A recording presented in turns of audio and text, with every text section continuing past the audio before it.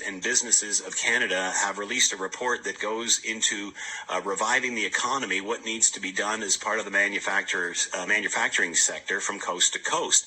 To talk more about all of this, Jocelyn Bamford is with us, president and founder, and is with us now. Jocelyn, thanks for the time. Much appreciated. Hope you're doing well. I'm well, and thank you for having us. Always nice to spend time with you and your listeners. The Coalition of Concerned Manufacturers and Businesses of Canada, what is that? Well, we're a grassroots group. We've been around for about 3 years, and we started because we saw a trend. And the trend was we saw decline in businesses in Canada, people moving south of the border, people closing, people selling out to large foreign national companies, and people moving their growth. And we thought all of these things are very bad for Canada. And quite frankly, we started it because we were concerned our children weren't going to have jobs here.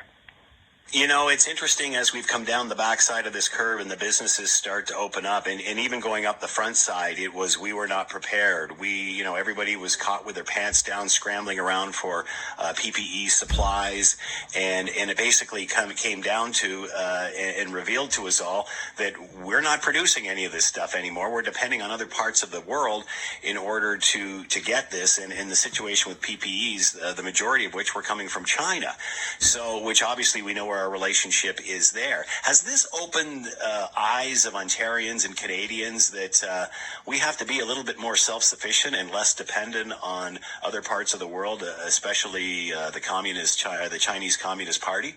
Of course, and it's a great opportunity for us to reinvigorate our manufacturing in a wide variety of things, not only ventilators, gloves, masks, gowns, but it also should provide us a stark warning, because as the situation with manufacturing goes, so does our resource sector. So we found ourselves in a crisis situation where we didn't have enough personal protective equipment for our frontline staff and for our industry that's providing to those frontline workers.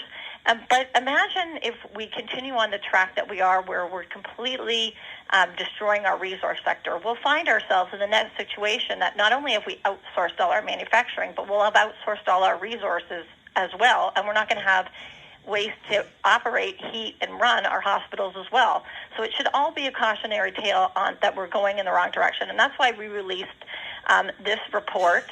We've also thrown our support to Canadians for Responsible Recovery, which talks about there's a 6-point plan on how we should recover in a responsible way and how we should utilize both our second and third GDP contributions, which is manufacturing and the resource sector, to help us do that.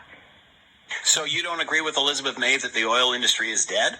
Absolutely do not. And if you look at the GDP by chain numbers, neither does those folks that study where our revenue and our prosperity come from.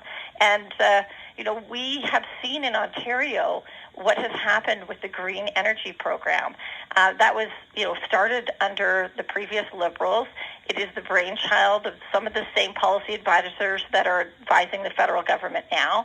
And it is the reason one of my manufacturers just recently received a hydro bill of $200, and on that bill was a $20,000 charge for global adjustment. And the global adjustment is the fund that they put together to fund this green energy wind and solar program. So they gave very lucrative contracts to the wind and solar providers, 80-90 cents a kilowatt hour, when the going rate in North America is 6 to 7 cents. And they got that money whether they produced or not. So the frightening thing for me is that was a failed policy, and now the federal government is talking about using COVID-19 as a jumping-off point to roll out similar policies across Canada, and that should frighten all of us. It is amazing, and again, one of the reasons we have the government that we have today was because people were just so upset with an electricity plan that just drove the prices of electricity through the roof, which seems bizarre considering that's what they want us to jump to. Do Canadians not realize, or obviously from different parts of the country, maybe not, that this was a plan that didn't work? It is a plan that we're going to be paying for the next 30 years, and now the federal government is virtually employing the same people to do the same thing. Yeah, do people realize that? Yeah, it's mind-boggling. It's like you ran a company into a ground, and then you got a bigger company to go. And not only that, now they're trying to declare plastics. And remember, plastics are the very things that have protected our frontline workers, protected our people in industry, protected our people serving us in the grocery store. They're trying to declare plastics as toxic. And so imagine what will happen if that happens. How are we going to protect ourselves? So they have also doubled our carbon tax in a recession. So those of us that are manufacturing now have additional costs. And they're going to bring down the clean fuel standards, which is another carbon tax. So we'll have two carbon taxes on top of each other. So it feels like they're just piling on the crap on business owners and the public, and they are completely tone deaf to what's happening. It's interesting, though, and we've gotten a bit off topic here, Jocelyn, and we'll get back. But it's interesting because pre-COVID-19, it was shut everything down, shut down the oil industry, shut down everything that moves. Let's go back to the horse and buggy days. If we don't, we're all going to die. And then, of course, we went into COVID-19, and everybody was forced to work from home and therefore not travel to work. We immediately saw consumption go down. We immediately saw pollution go down. And I've maintained all along the solution to this problem is not going backwards and shutting off taps. The solution to this problem lies in technology. And what COVID-19 has proven is it is technology that has kept us home. It is technology that has allowed us to do this, thus reducing consumption, not some sort of policy that just jacks prices through the roof. 100%. And we've seen through innovation, through the manufacturing sector, if you look at greenhouse gases in the last 10 years in Ontario, they have decreased significantly through innovation. So our policy is that you should utilize innovation, not taxation. And remember, when you're talking about manufacturing, the energy consumption is one of our very high inputs. So we're going to do whatever we can to lower that input, because not just because it's the right thing to do, but also because it helps our bottom line. So any new technology we develop, we can utilize to help reduce energy. And we can also use our liquefied natural gas. If people are very concerned about the world climate, we can use our liquefied natural gas. If we could only get it to market, if we could build some pipelines, we could get liquefied natural gas to China and have them come off coal. Because right during this pandemic, they have put up new coal-fired plants, so have other countries. And we should be the solution, the global solution, with our clean resources for a cleaner planet. It's not a zero-sum game. We can have our resources and a cleaner world and prosperity all at the same time. Do you think, I've heard the phrase, and I repeat it often, this is the first crisis of a privileged generation. Will this force us to look at other issues other than just fashionable politics? You know, it seems like in the last couple of years, last 10 years, 20 years, all we've been talking about in Ontario is either teacher contracts or energy schemes that just cost us more money because it's fashionable. This is what people like to talk about. They don't want to talk about our elderly or healthcare. Do you think COVID-19 is going to refocus us? You talk very much as if this is an opportunity. This is a huge opportunity. It's an opportunity for us to bring back our manufacturing. It's an opportunity for us to utilize our clean natural resources to help prosperity of our citizens and lead to a cleaner world.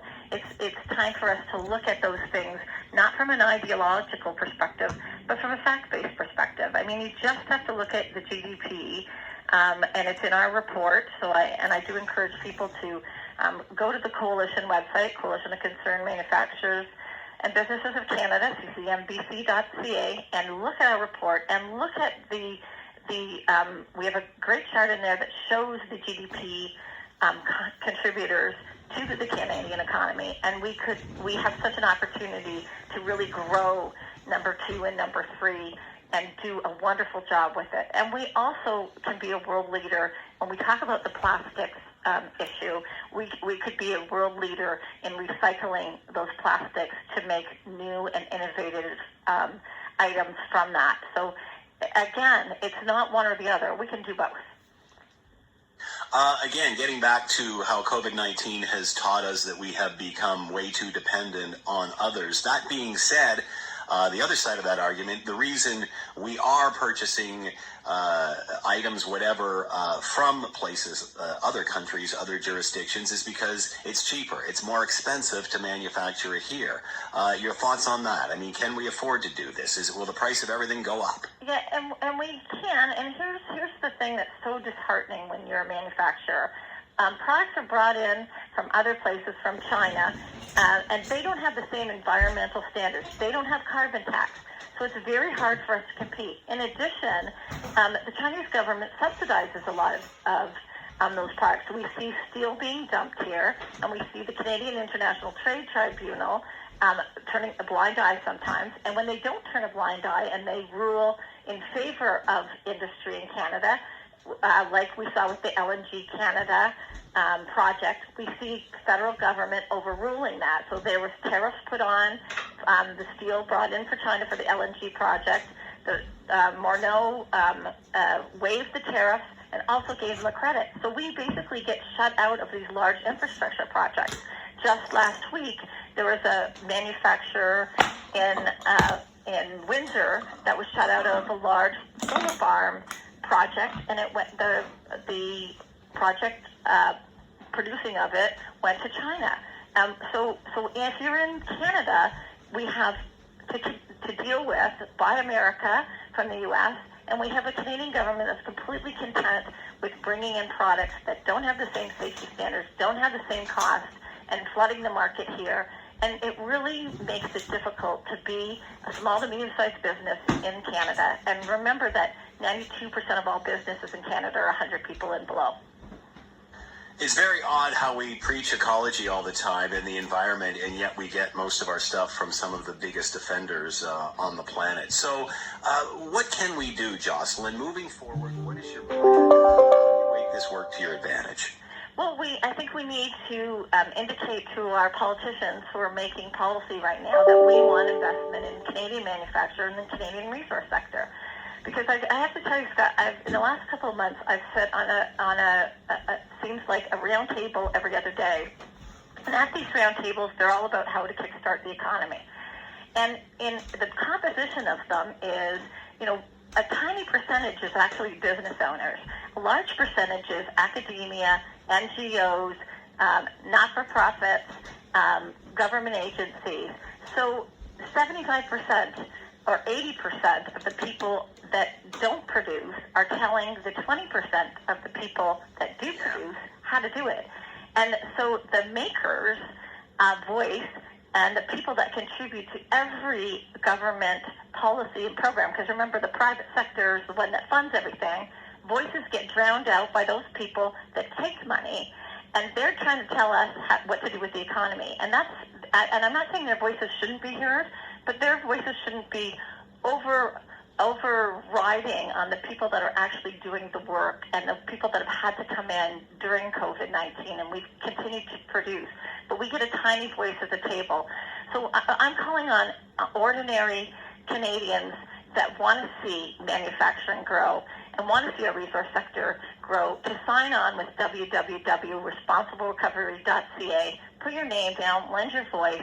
If we have a critical mass of people saying we do believe our manufacturing is great, we do believe our resources are second to none, and that they can also help with a cleaner world, that's the way to get attention. Again, I attribute this all back to fashionable politics and great marketing. Many have said that COVID-19, nothing is going to be the same. I mean, lots have compared it to wars or other tragedy, maybe 9/11, but this has truly affected every single individual in the areas that the pandemic has invaded. Will this change things? Will it be a different world post-COVID-19? Will we start to understand as a society what is important to us? And I think it is. It's already changed. I mean, we've changed how we do business here. We haven't missed a day. We are a critical service, so we came in. All of our, within a week, we had our new policies and procedures.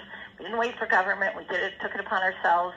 And those policies and procedures will stay with us. Full PPE all the time, social distancing. It's a better way to operate.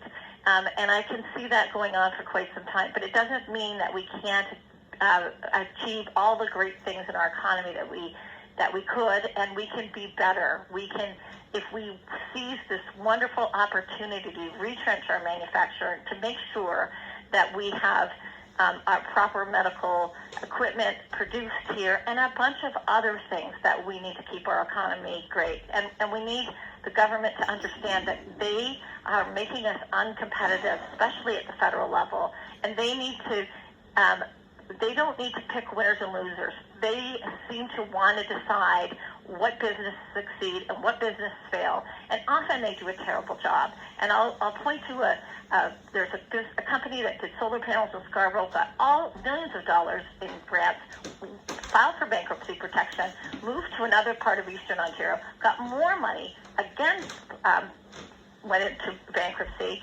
And that's the kind of thing we see when governments pick winners and losers. They need to create an environment where it's competitive, where you can run a business competitively here, where you can build infrastructure projects, that you can attract foreign investments, and then they need to get out of the way and let us do our thing.